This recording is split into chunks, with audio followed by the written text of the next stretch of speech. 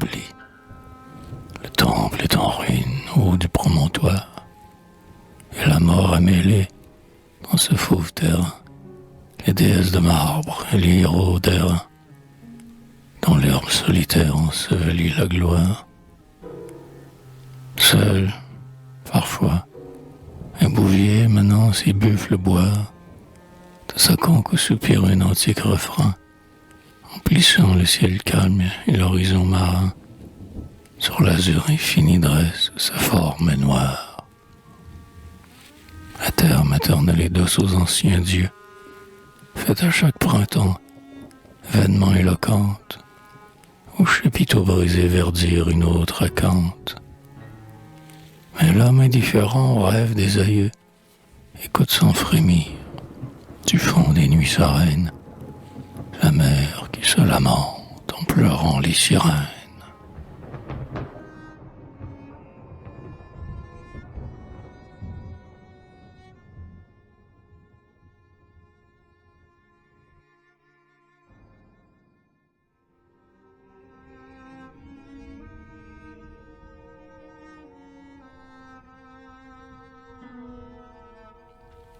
Némée, depuis que le dompteur entra dans la forêt, en suivant sur le sol la formidable empreinte, seul, un rugissement trahit leur étreinte. Tout s'étue, le soleil s'abîme et disparaît. À travers le hallier, la ronce et le guéret, le pâtre épouvanté qui s'enfuit faire Tirinthe, se tourne et voit d'un œil élargi par la crainte surgir au bord des bois le grand fauve en arrêt. Il s'écrie. Il a vu la terreur de Némée, qui sur le ciel sanglant ouvre sa gueule armée, et la crinière éparse les sinistres crocs. Car l'ombre grandissante avec le crépuscule fait, sous l'horrible peau qui flotte autour d'Hercule, mêlant l'homme à la bête, un monstrueux héros.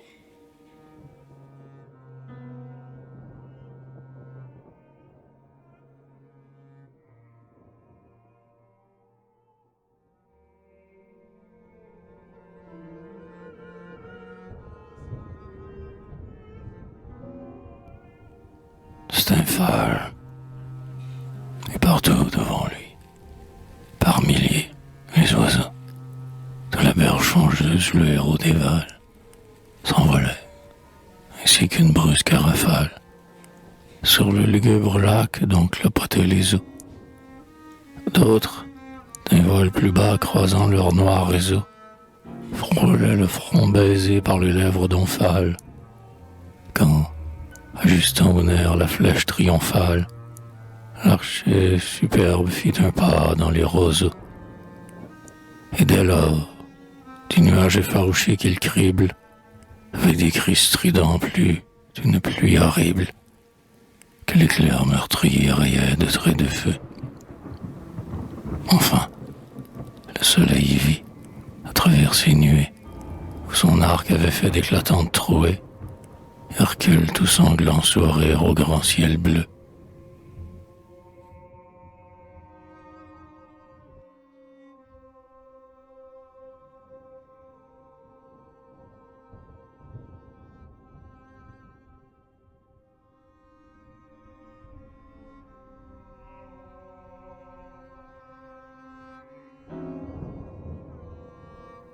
Nessus, du temps que je vivais à mes frères pareils, et comme ignorant d'un sort meilleur ou pire, les monts Thessaliens étaient mon vague empire, et leur torrent glacé lavait mon poil vermeil. Tel j'ai grandi, beau, libre, heureux, sous le soleil, seul, éparse dans l'air que ma narine aspire, la chaleureuse odeur des cavales d'épire inquiétait parfois ma course ou mon sommeil. Mais depuis que j'ai vu l'épouse triomphale sourire entre les bras de l'archer de Steinfall, le désir me harcèle et hérisse mes crins. Car un dieu, maudit soit le nom dont il se nomme, a main lue dans le sang fiévré de mes reins, au rite de l'étalon l'amour qui dompte l'homme.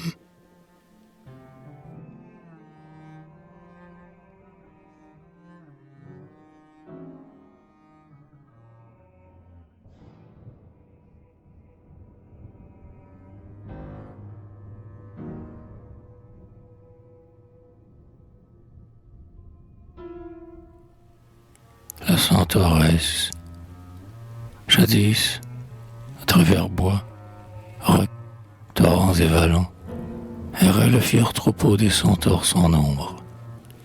Sous leurs flancs, le soleil se jouait avec l'ombre. Ils mêlaient leurs crins noirs parmi nos cheveux blonds. L'été fleuri en vint l'herbe. Nous la foulons, seuls.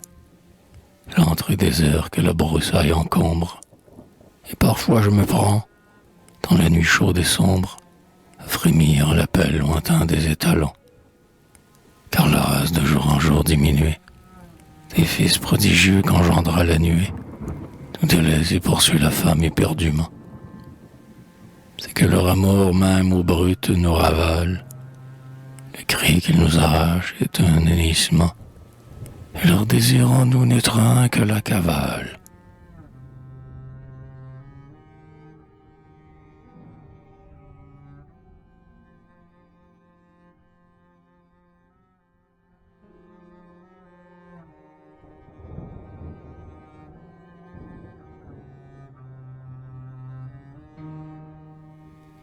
Centaure et la pite, le foule nuptial au festin se ruait. Centaure et guerrier ivre, hardi et beau, et la chair héroïque, au reflet des flambeaux, se mêle au poil ardent des fils de la nuée. Rire, tumulte, un cri, l'épouse polluée, que presse un noir poitrail, sous la porpre en lambeaux, se débat, et le rein sonne au choc des sabots, et la table s'écroule à travers la huée. Alors celui pour qui le plus grand est un nain se lève, sur son crâne un mufle léonin se fronce, hérissé de grains d'or. C'est Hercule, et d'un bout de la salle immense à l'autre bout, dompté par l'œil terrible où la colère bout, le troupeau monstrueux en renâclant recule.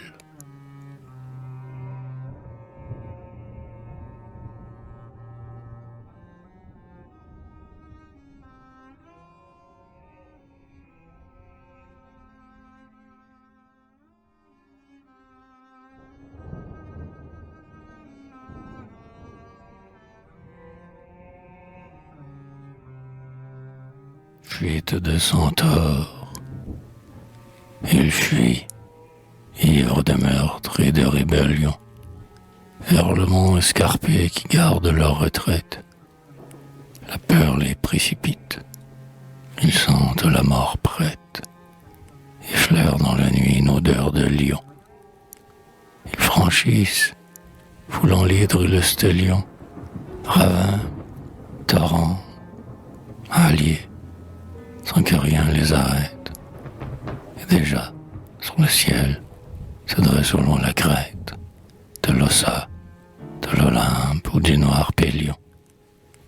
Parfois, l'un des fuyards de la Ferrocharde se cabre brusquement, se retourne, regarde, et rejoint d'un seul bond le fraternel bétail, car il a vu la lune éblouissante et pleine, allongée derrière eux, suprême épouvantail, la gigantesque horreur de l'ombre herculéenne.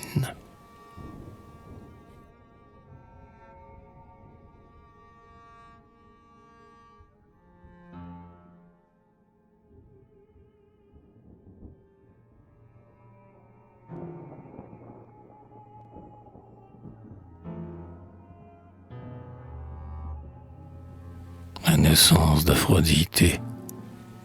Avant tout, le chaos enveloppait les mondes, roulait sans mesure l'espace et le temps. Puis Gaïa, favorable à ses fils les titans, leur prêta son grand sein aux mamelles fécondes. Ils tombèrent, Styx les couvrit de ses ondes. Et jamais, sans l'éther foudroyé, le printemps n'avait fait resplendir des soleils éclatants. Ni l'été généreux mûrit les moissons blondes. Farouche, ignorant des rires des jeux, les immortels siégeaient sur l'Olympe neigeux. Mais le ciel fit pleuvoir la virile rosée.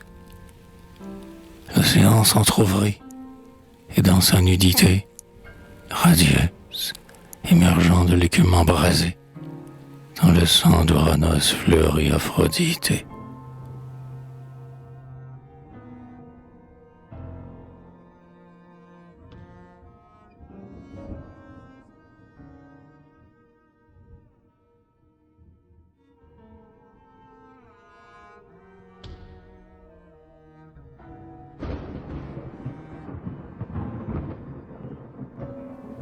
Jason et Médée, en un calme enchanté, sous l'ample frondaison de la forêt, berceau des antiques alarmes, une aube merveilleuse avivait de ses larmes, autour d'eux, une étrange et riche floraison. Par l'air magique où flotte un parfum de poison, sa parole semait la puissance des charmes. Le héros la suivait sur ses belles armes, secouait les éclairs de l'illustre toison. Illuminant les bois d'un vol des pierreries, de grands oiseaux passaient sous les voûtes fleuries, et dans les lacs d'argent pleuvait l'azur des cieux. L'amour leur souriait, mais la fatale épouse emportait avec elle et sa fureur jalouse, et les philtres d'Asie et son père et les dieux.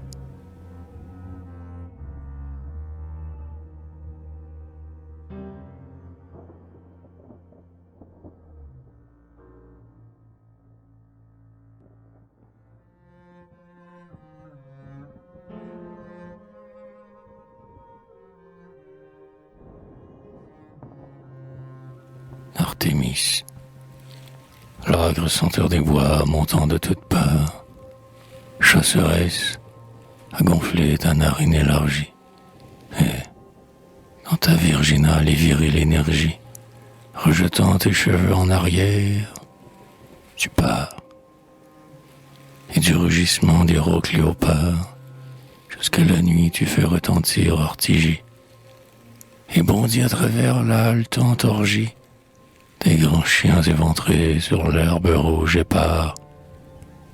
Bien plus, s'il te plaît, déesse, que la ronce te morde et que la dent ou la griffe s'enfonce dans tes bras glorieux que le fer a vengé. Car ton cœur veut goûter cette douceur cruelle, de mêler en tes jeux une pourpre immortelle, au sang horrible et noir des monstres égorgés.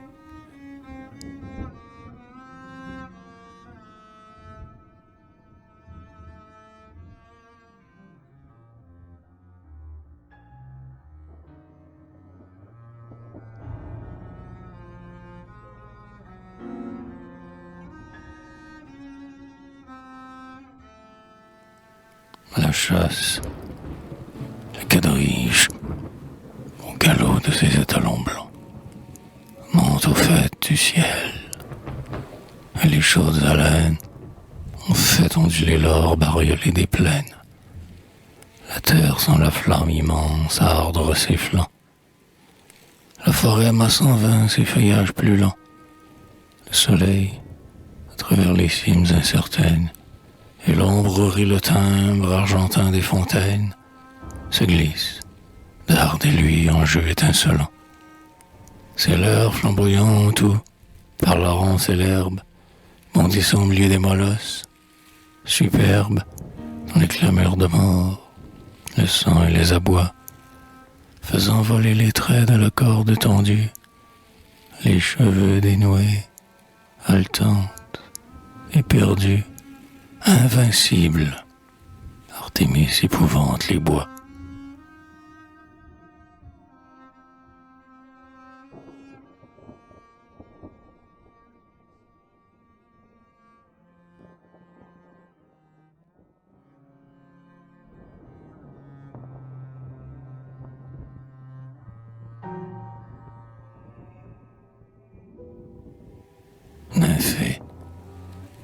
quadrige céleste à l'horizon descend, et, voyant fuir sous lui l'occidentale arène, le dieu retentit en vain de la quadruple reine, ses étalons cabrés dans l'or incandescent. Le char plonge, la mer, de son soupir puissant, emplit le ciel sonore où la pourpre se traîne, tandis qu'à l'est d'où vient la grande nuit sereine, silencieusement s'argente le croissant.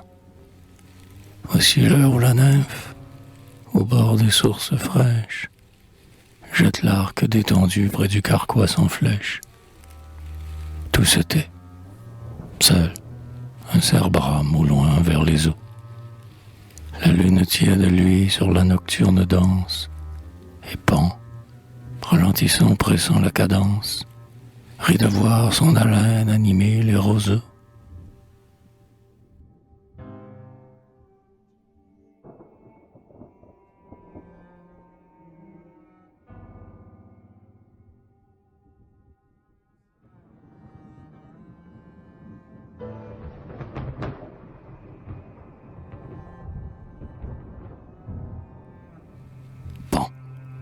À travers les halliers, par les chemins secrets qui se perdent au fond des vertes avenues, le chèvre-pied, divin chasseur des nymphes nues, se glisse, l'œil ardent, sous les hautes forêts.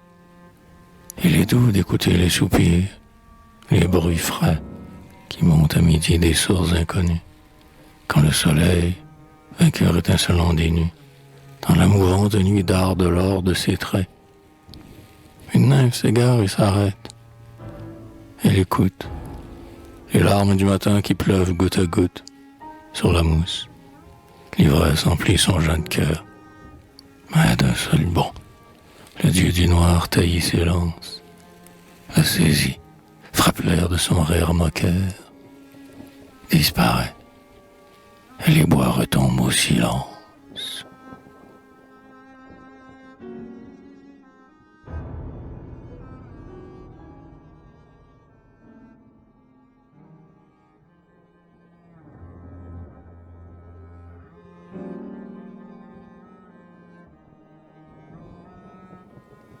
Le bain des nymphes, c'est un vallon sauvage abrité de luxin. Au-dessus de la source, un noir laurier se penche. Et la nymphe, riant, suspendue à la branche, frôle d'un pied craintif l'eau froide du bassin. Ses compagnes, d'un bond, à l'appel du buxin, dans l'onde jaillissante où s'ébat leur chair blanche, plonge, et de l'écume émerge une hanche, de clairs cheveux, un torse sous la rose d'un sein. Une gaieté divine emplit le grand bois sombre, mais deux yeux, brusquement, ont illuminé l'ombre. Le satie, son rire épouvante leur jeu. Elle s'élance, tel lorsqu'un corbeau sinistre croise sur le fleuve éperdument neigeux, s'effarouche le vol des cygnes et du caïstre.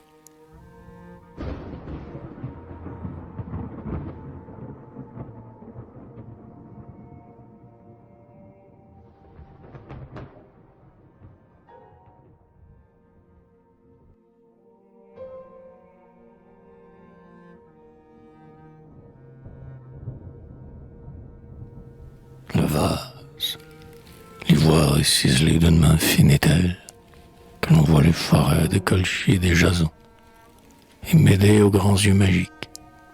La toison repose, étincelante, au sommet d'une stèle.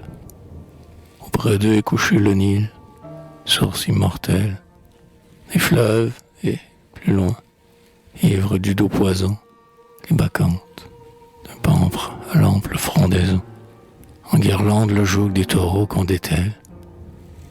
Au-dessous, c'est un choc hurlant de cavaliers, puis les héros rentrant morts sur leurs boucliers, les vieillards plaintifs et les larmes des mères.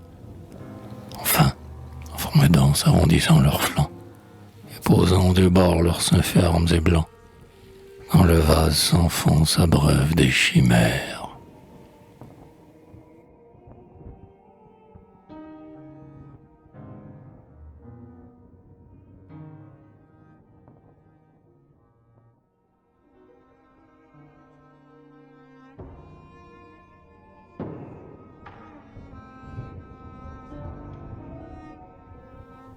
Ariane, au choc clair et vibrant des cymbales d'airain, nue, allongée au dos d'un grand tigre, la reine regarde, avec l'orgie immense qui l'entraîne.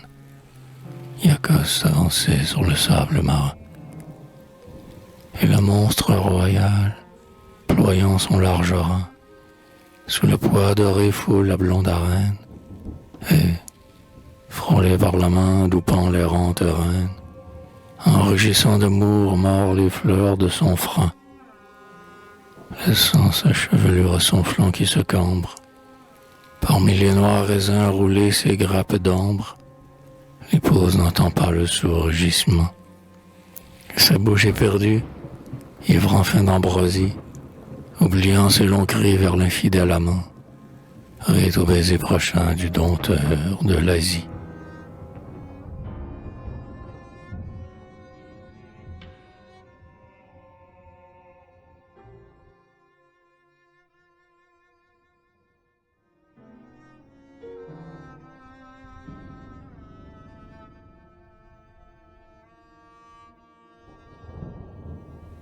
Bacchanal. Une brusque clameur épouvante le gange. Les tigres ont rompu leur joug gai, miaulant, ils bondissent, et sous leurs bonds et leurs élans, les bacchantes en fuite écrasent la vendange. Et le pampre que l'ongle ou la morsure effrange, rougit d'un noir raisin les gorges et les flancs, auprès des reins rayés luisent des ventres blancs, de léopards roulés dans la pourpre et la fange. Sur les corps convulsifs, les fauves éblouis, avec des grondements que prolonge un long râle, flaire un sang plus rouge à travers l'or du hall. Mais le Dieu, enivrant ses jeux inouïs, par le tir, c'est les cris, les exaspèrent et mêlent, au mâle rugissant la hurlante femelle.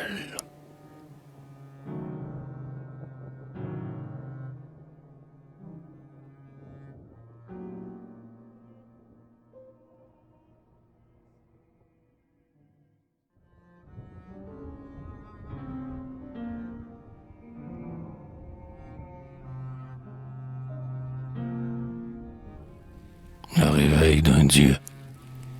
La chevelure épars, c'est la gorge meurtrie, irritant par les pleurs l'ivresse de leur sens. Les femmes de Byblos, en lugubres accents, mènent la funéraire et lente théorie. Car sur le lit jonché d'anémones fleuries, où la mort avec l'eau ses longs yeux languissants repose, parfumé d'aromates et d'encens, le jeune homme adoré des vierges de Syrie. Jusqu'à l'aurore ainsi le cœur s'est lamenté. Mais voici qu'il s'éveille à l'appel d'Astarté, l'époux mystérieux que le Sinam arrose. Il est ressuscité, l'antique adolescent, et le ciel tout en fleurs semble une immense rose, qu'un Adonis céleste atteinte de son sang.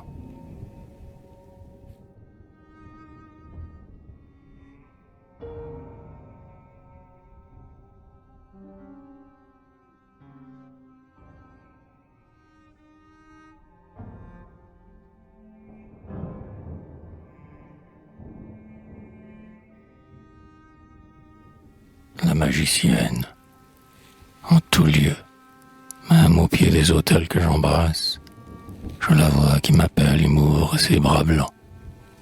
Ô Père vénérable, ô Mère dont les flancs m'ont porté, suis-je né d'une exécrable race?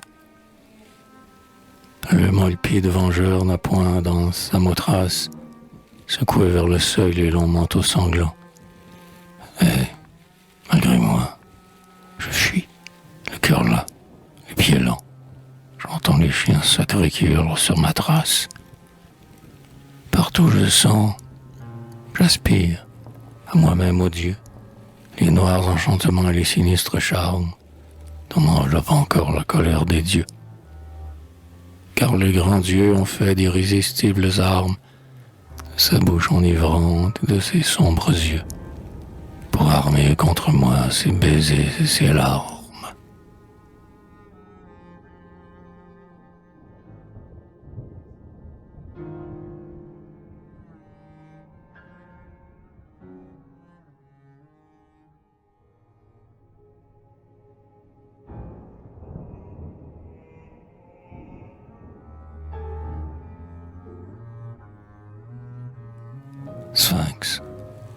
Au flanc du sidéron, sous la ronce enfouie, le roc s'ouvre, repère resplendit au centre, par l'éclat des yeux d'or, de la gorge et du ventre, la Vierge aux ailes d'aigle et dont nul n'a joui.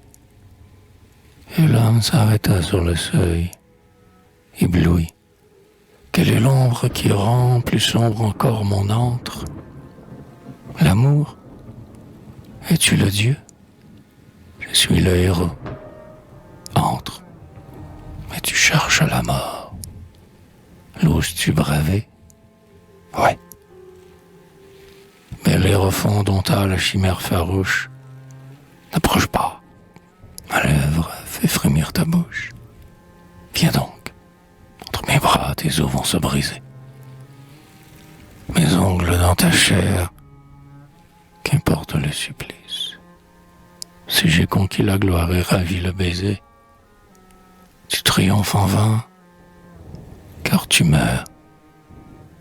Oh, délice!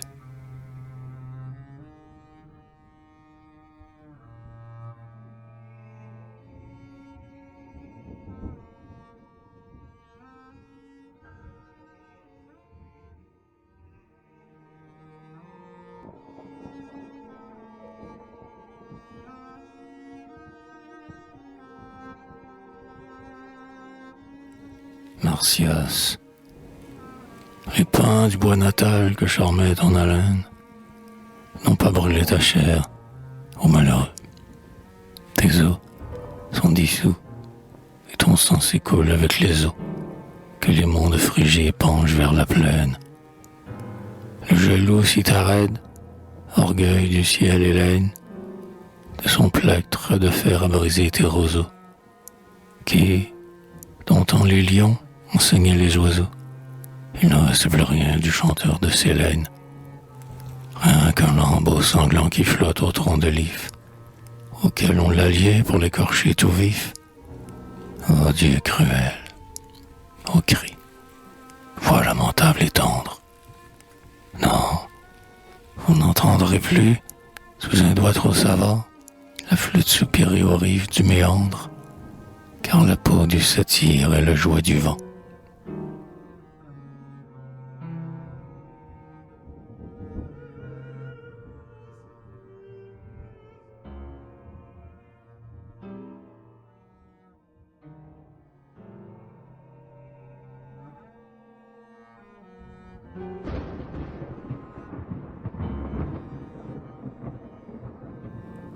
Andromède au monstre.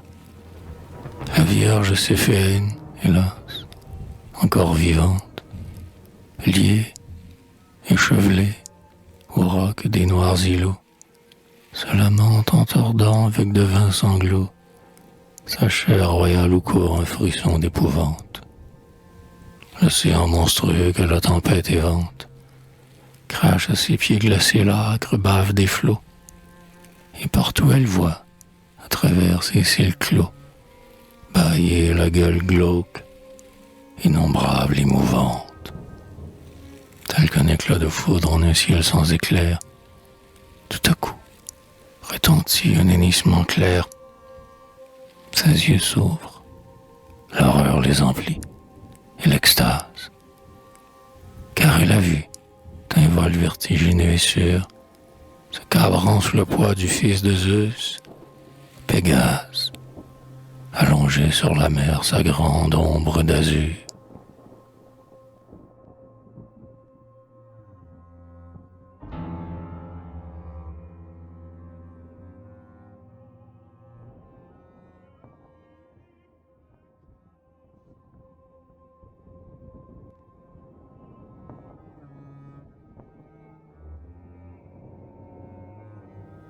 Persée et Andromède. Au milieu de l'écume arrêtant son essor, le cavalier vainqueur du monstre et de Méduse, ruisselant d'une bave horrible où le sang fuse, emporte entre ses bras la Vierge aux cheveux d'or. Sur les talons divins, frère de Chrysaor, qui piave dans la mer et hennit et refuse, mais la pose est l'amante éperdue et confuse, qui lui rit l'étreint et qui sanglote encore. Il l'embrasse, là où l'enveloppe leur groupe. Elle, d'un faible effort, ramène sur la croupe ses beaux pieds qu'enfuyant baise un flot vagabond. Mais Pégase, irrité par le fouet de la lame, à l'appel du héros s'enlevant d'un seul bond, bat le ciel ébloui de ses ailes de flamme.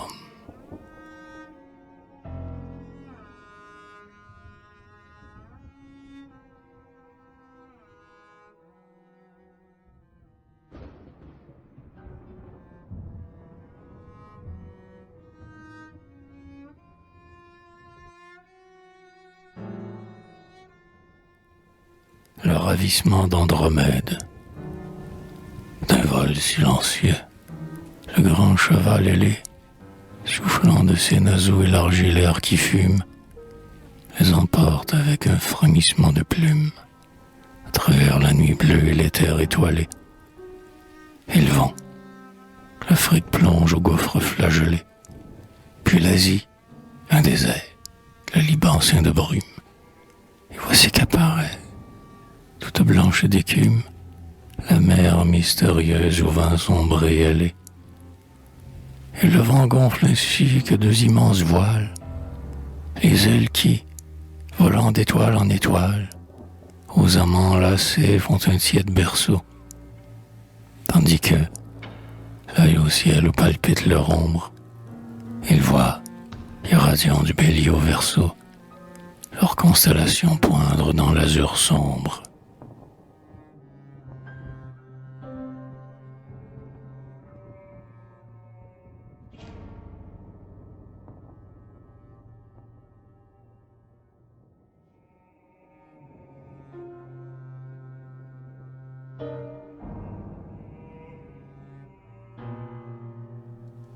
Le chevrier.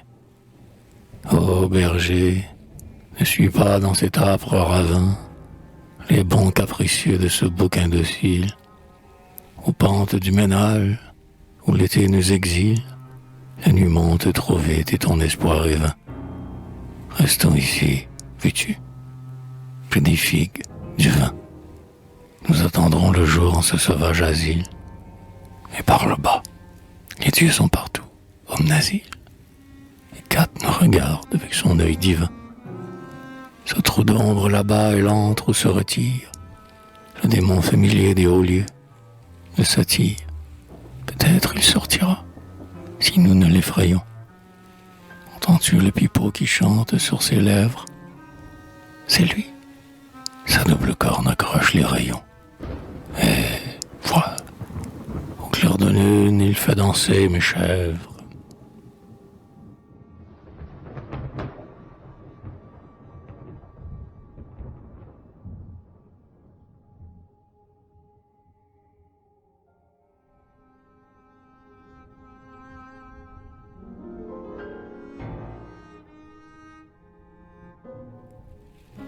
Les bergers. Viens, le sentier s'enfonce aux gorges du Silène. Voici l'antre et la source, et c'est là qu'il se plaît à dormir sur un lit d'herbe et de serpolets, à l'ombre du grand pin où chante son haleine.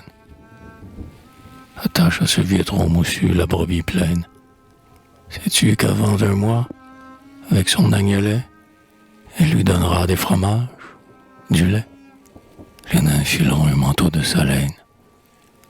Sois-nous propice, pont, aux chèvres à pied, gardien, des troupeaux que nourrit le mont arcadien. Je t'invoque. Il entend. J'ai vu tressaillir l'arbre. Partons. Le soleil plonge au couchant radieux. Le don du pauvre, ami, vaut un autel de marbre. Si d'un cœur simple et pur l'offrande est faite aux dieux.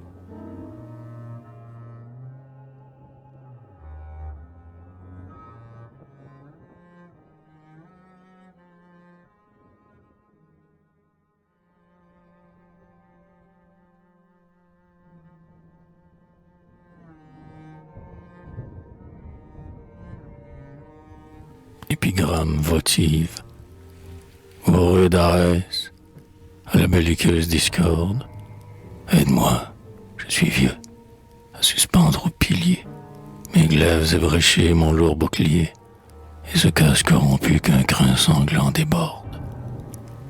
Choisis cet arc, mais, dis, convient-il que je torde le chanvre autour du bois? C'est un dur niflier que nul autre jamais n'a pu faire plier, ou que d'un bras tremblant je tende encore la corde. Prends aussi le carquois, ton œil semble chercher en l'organe de cuire les armes de l'archer, les flèches que le vent des batailles disperse. Il est vide. Tu crois que j'ai perdu mes traits? Au champ de marathon, tu les retrouverais, car ils y sont restés dans la gorge du Perse.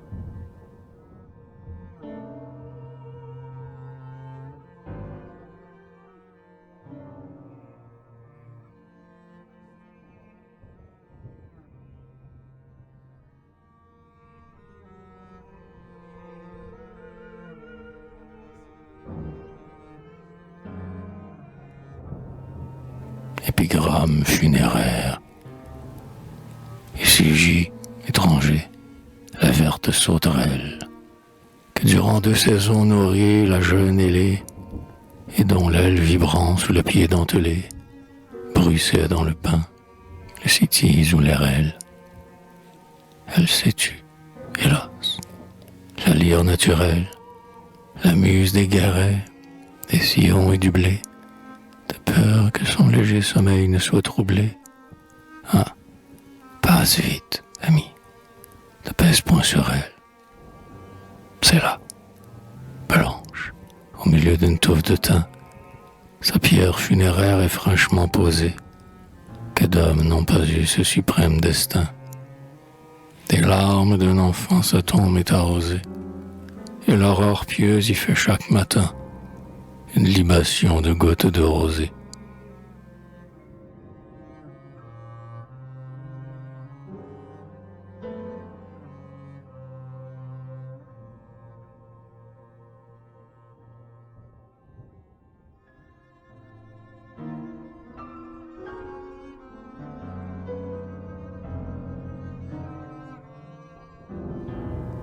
Le naufragé, avec la brise en poupe et par un ciel serein, voyant le phare fuir à travers la mâture, il est parti d'Égypte au lever de l'Arcture, fier de sa nef rapide aux flancs doublés d'airain. Il ne reverra plus le môle alexandrin. Dans le sable ou pas même un chevreau ne pâture, la tempête a creusé sa triste sépulture. Le vent du large y tord quelque arbuste marin, ou plie le plus profond de la mouvante dune, en la nuit sans aurore et sans astre et sans lune, que le navigateur trouve enfin le repos.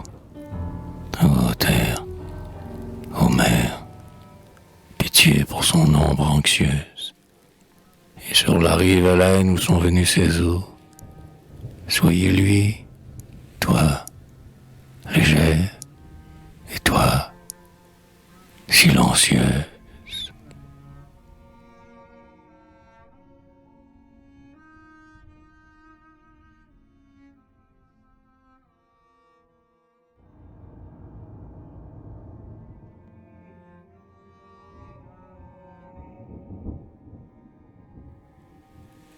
La prière du mort. Arrête, écoute-moi, voyageur. Si tes pas te portent vers Sibsel et les rives de l'Èbre, cherche le vieil Élos et dis-lui qu'il célèbre un long deuil pour le fils qu'il ne reverra pas. Ma chère assassinée a servi de repas au loup. Le reste gît en ce hallier funèbre. Et l'ombre errante au bord que les rêves en ténèbres s'indigne et pleure.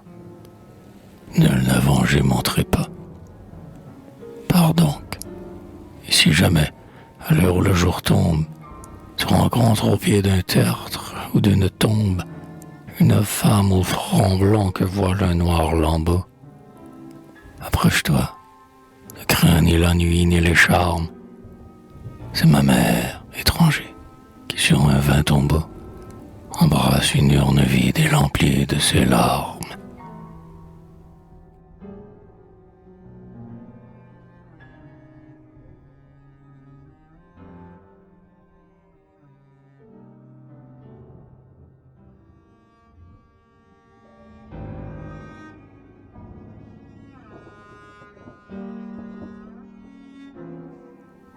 L'esclave, tel, nu, sordide, affreux, nourri des plus vils mets. Esclave, vois, mon corps n'a gardé les signes. Je suis né libre au fond du golfe aux belles lignes, où l'ibla plein de miel mire ses bleus sommets. J'ai quitté l'île heureuse, hélas. Ah, si jamais, vers Syracuse et les abeilles et les vignes, tu retournes, suivant le vol vernal des cygnes, cher hôte, informe-toi de celle que j'aimais. Reverrai-je ses yeux de sombre violette, si purs, sourire au ciel natal qui se reflète, sous l'arc victorieux que tend un sourcil noir. Sois pitoyable, pars, va, cherche Cléoriste, et dis-lui que je vis encore pour la revoir. Tu la reconnaîtras, car elle est toujours triste.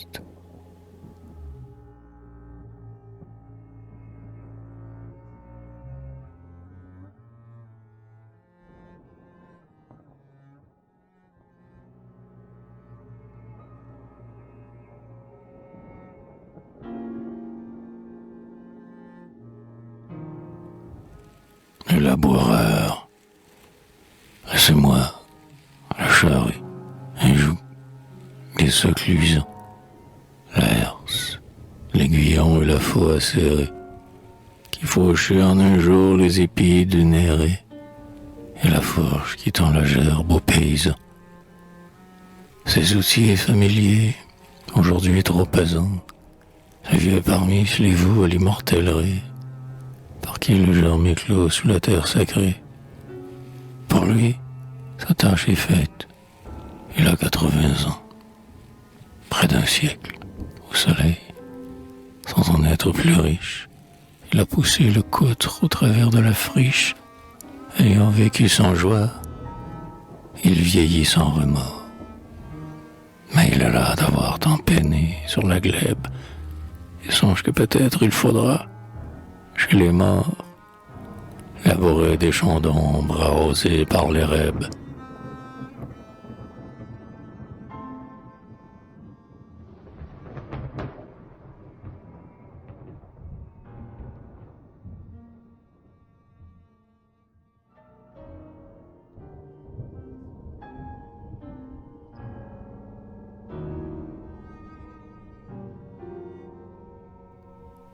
À Hermès crie au fort,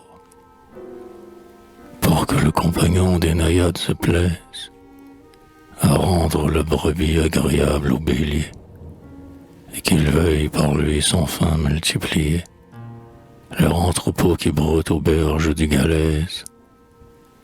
Il faut lui faire fête et qu'il se sente à l'aise sous le toit de roseaux du pâtre hospitalier. Le sacrifice est doux aux démons familiers, sur la table de marbre, sur un bloc de glaise. Donc, honorons Hermès. Le subtil immortel préfère à la splendeur du temple et de l'autel la main pure immolant la victime impollue.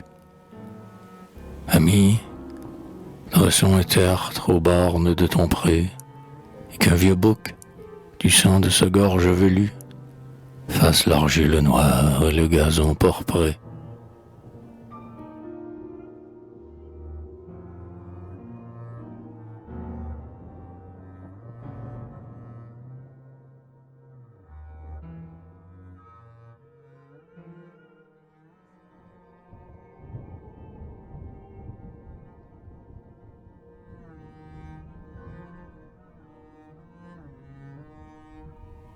La jeune est morte.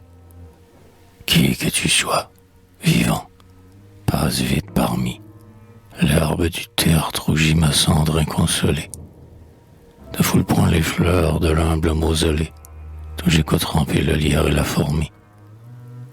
Tu t'arrêtes? Un chant de colombe a gémi. Non, qu'elle ne soit pas sur ma tombe immolée.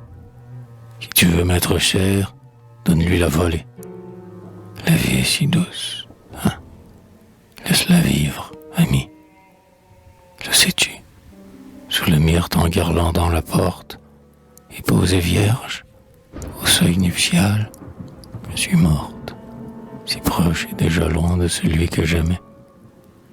Mes yeux se sont fermés à la lumière heureuse, et maintenant j'habite, hélas, et pour jamais, l'inexorable érèbe et la nuit ténébreuse.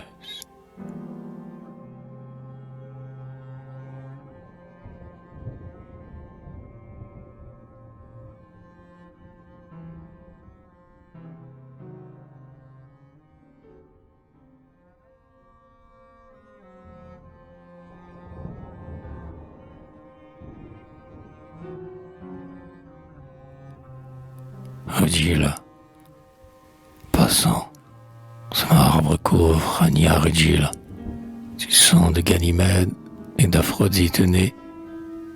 Le noble Hérode aima cette fille d'aînée.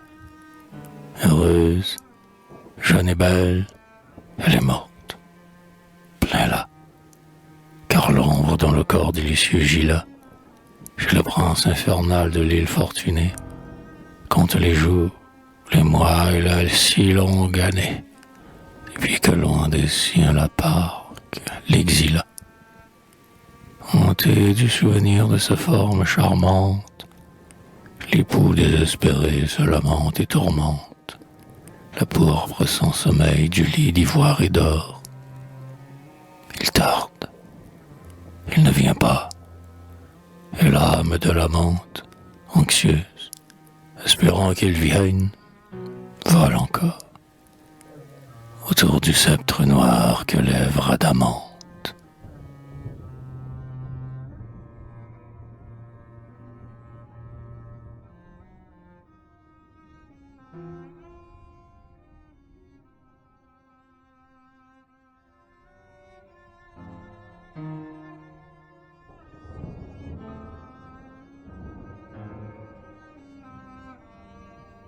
Le coureur, tel que Delphes l'a vu quand, Timos le suivant, il volait vers le stade aux clameurs de la foule, tel l'Adas court encore sur le socle qu'il foule, d'un pied de bronze, svelte et plus vif que le vent.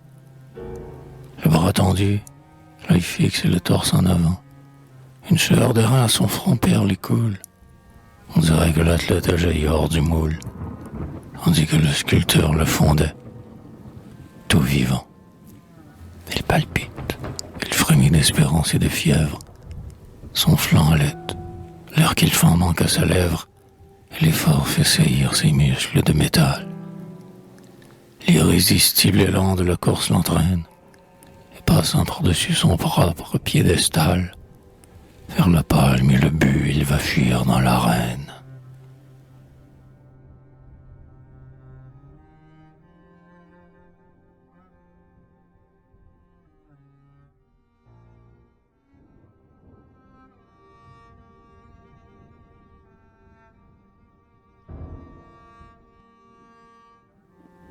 Le cocher, étranger, celui qui, debout timon d'or, maîtrise d'une main par leur quadruple reine ses chevaux noirs et tient de l'autre un fouet de frêne, guide un quadrige mieux que le héros castor.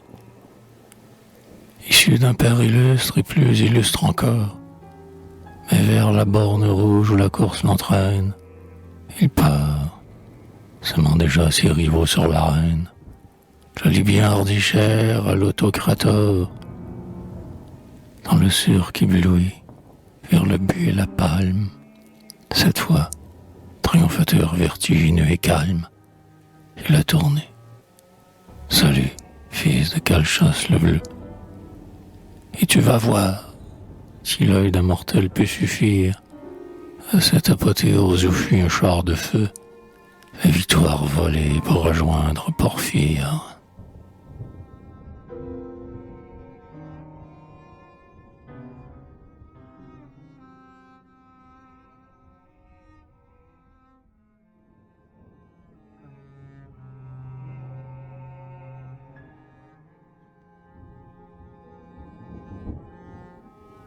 Sur l'Otris, l'air fraîchit.